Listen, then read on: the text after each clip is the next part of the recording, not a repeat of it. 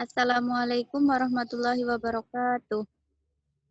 Waalaikumsalam Waalaikumsalam warahmatullahi wabarakatuh. Puji syukur atas kehadirat Allah Subhanahu wa taala yang telah memberikan kita rahmat berupa kesehatan sehingga kita bisa melaksanakan diskusi pada hari ini.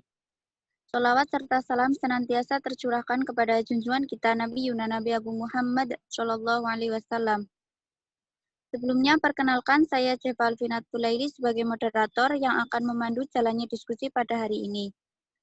Diskusi pada pagi hari ini yaitu mengenai titrasi argentometri.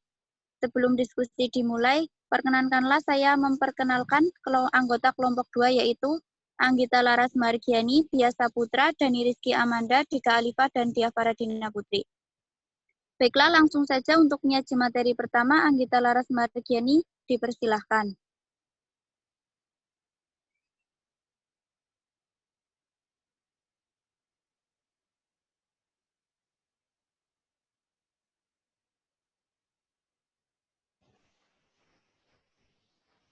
Ya, argentometri. Argentometri merupakan metode umum untuk menetapkan kadar halogenida dan senyawa-senyawa lain membentuk endapan perak nitrat AgNO3 pada suasana tertentu. Disebut juga metode pengendapan karena pada argentometri memerlukan pembentukan senyawa yang relatif tidak larut atau endapan. Reaksi yang mendasari titrasi argentometri adalah AgNO3 plus Cl menghasilkan AgCl plus NO3. Sebagai indikator, dapat digunakan kalium kromat yang menghasilkan warna merah dengan adanya kelebihan ion Ag+. Sebagai contoh yang banyak dipakai adalah titrasi penentuan NaCl di mana ion Ag+ dan dari titran akan bereaksi dengan ion Cl- dari analit membentuk garam yang tidak mudah larut AgCl. Reaksi yang terjadi adalah sebagai berikut. Ag+ ditambah Cl- menghasilkan AgCl dan menghasilkan endapan putih.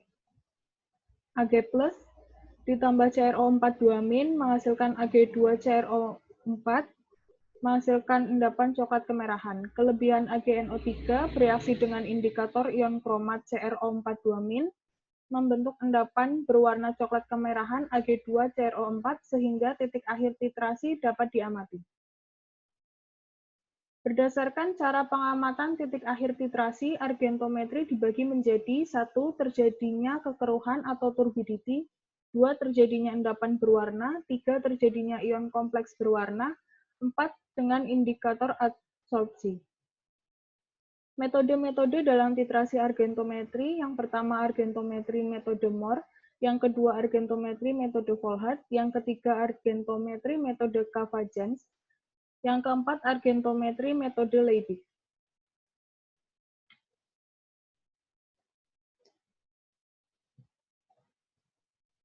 Terima kasih kepada penyaji materi pertama. Selanjutnya penyaji materi kedua yaitu Biasa Putra, dipersilahkan. 1. Argentometri metode Mohr. Metode ini dapat digunakan untuk menetapkan kadar klorida dan bromida dalam susunan netral dengan larutan baku perak nitrat dengan penambahan larutan kromat sebagai indikator. Pada permulaan titrasi akan terjadi endapan perak klorida dan setelah tercapai titik ekivalen, maka penambahan sedikit perak nitrat akan bereaksi dengan kromat dengan membentuk endapan perak kromat yang berwarna merah, coklat kemerahan. Reaksi yang terjadi, Ag tambah Cl menjadi AgCl. Endapan yang terjadi warna putih. Ag tambah CrO42- menjadi Ag2CrO4 menjadi coklat kemerahan.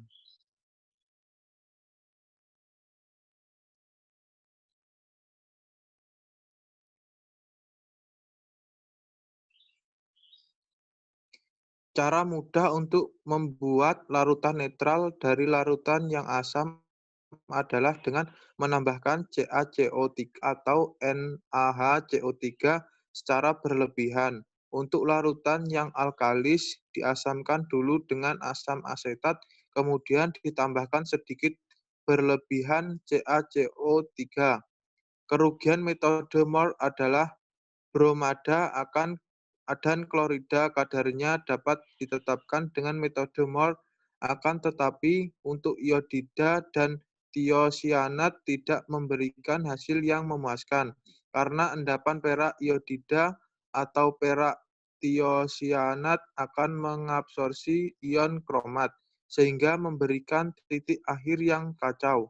Adanya ion-ion seperti sulfida, fosfat, dan arsenat juga akan mengendap. Titik akhir kurang sensitif jika menggunakan larutan yang encer. Ion-ion yang diabsorpsi dari sampel menjadi terjebak dan mengakibatkan hasil yang rendah, sehingga penggojokan yang kuat mendekati titik akhir titrasi diperlukan untuk membebaskan ion yang terjebak tadi. Titrasi langsung iodida dengan perak nitrat dapat dilakukan dengan penambahan amilum dan sejumlah kecil senyawa pengoksidasi. Warna biru akan hilang pada saat titik akhir dan warna putih kuning dari endapan perak iodida AgI akan muncul.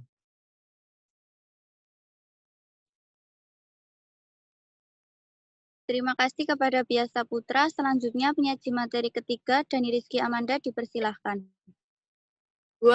Argentometri metode Volhard. Perak dapat ditetapkan secara teliti dalam suasana asam dengan larutan baku kalium atau amonium tiosianat yang mempunyai hasil kali kelarutan 2,7,1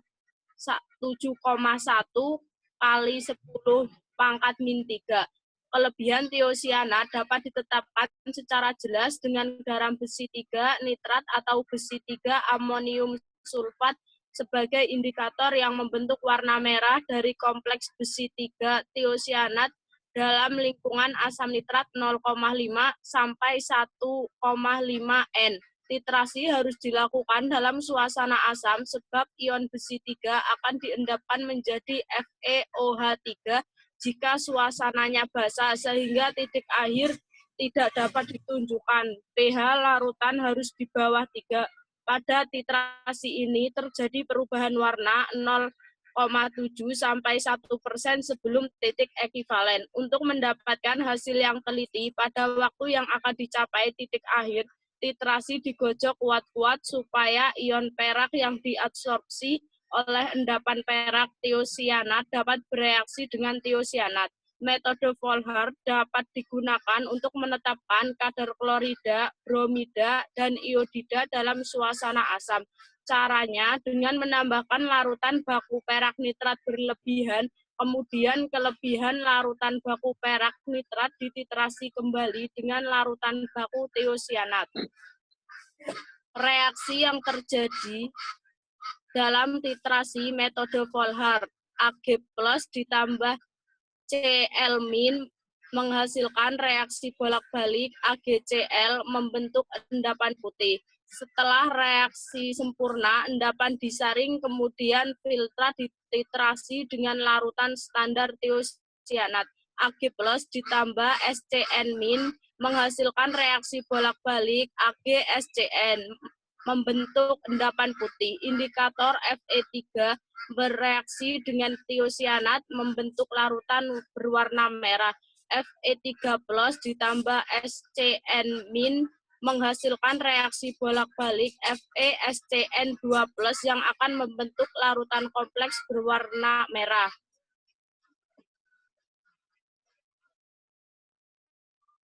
Terima kasih kepada Dani Rizky Amanda. Selanjutnya, penyaji materi keempat yaitu Dika Alifah, dipersilahkan.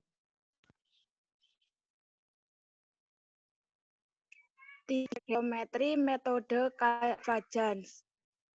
Pada metode digunakan indikator adsorpsi, yang mana ekivalen indikator terabsorpsi. Indikator ini tidak memberi perubahan warna larutan, tetap endapan. Hal yang perlu diperhatikan ini ialah jaga dapat mungkin dalam bentuk koloid. Kasih ion standar G+.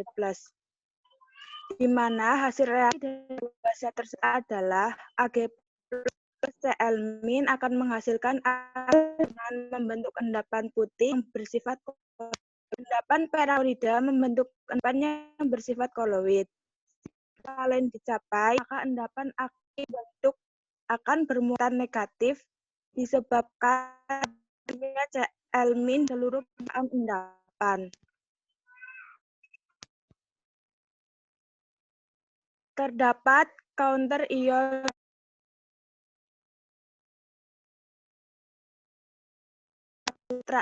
elektrostatis pada endapan. Setelah dicapai, maka terdapat Cl- yang absorpsi sehingga endapan skala netral, sifat netral. Kelebihan yang ditambahkan untuk mencapai ini menyebabkan ion Ag+ ini pada endapan sehingga bermuatan positif dan beberapa ion negatif terabsorpsi dan gaya elektrostatis sebagai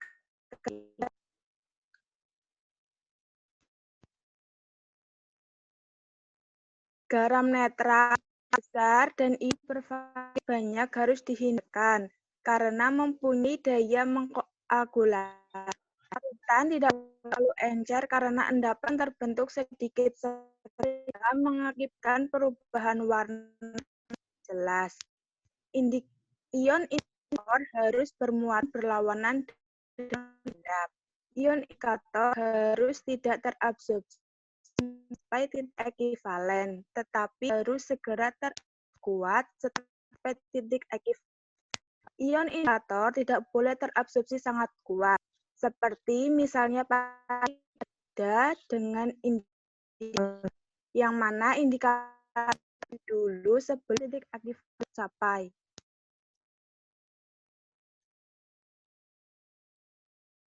Terima kasih kepada Dika Alifah. Selanjutnya, penyaji materi yang keempat yaitu Dia Faradina Putri, dipersilahkan. 4. Argentometri metode Liebig. Pada metode ini, titik akhir titrasi tidak ditentukan dengan indikator, akan tetapi ditunjukkan dengan terjadinya kekeruhan. Ketika larutan perak nitrat ditambahkan kepada larutan alkali sianida, akan terbentuk endapan putih. Tetapi pada penggojokan akan larut kembali karena terbentuk kompleks sianida yang stabil dan larut. Cara Liebig hanya menghasilkan titik akhir yang memuaskan apabila pemberian reaksi pada saat mendekati titik akhir dilakukan perlahan-lahan. Cara Liebig ini tidak dapat dilakukan pada keadaan larutan amonia alkalis karena ion perak akan membentuk kompleks Ag atau NH3 yang larut. Hal ini dapat diatasi dengan menambahkan sedikit larutan kalium iodida.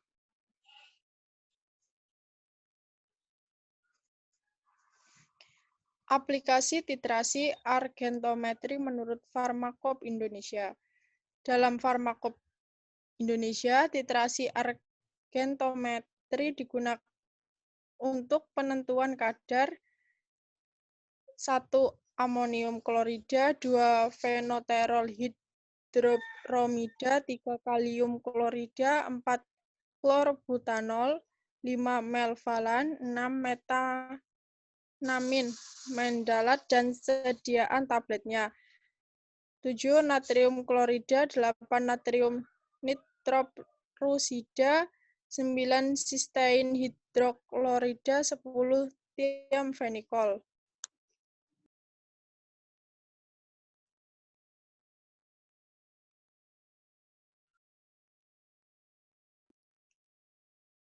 Sebelum saya tutup presentasi pada hari ini, marilah kita mengucapkan hamdalah bersama. Alhamdulillahirabbil alamin. Kurang lebihnya mohon maaf presentasi dari kelompok kami. Sekian, terima kasih. Wassalamualaikum warahmatullahi wabarakatuh. Waalaikumsalam Waalaikumsalam warahmatullahi wabarakatuh.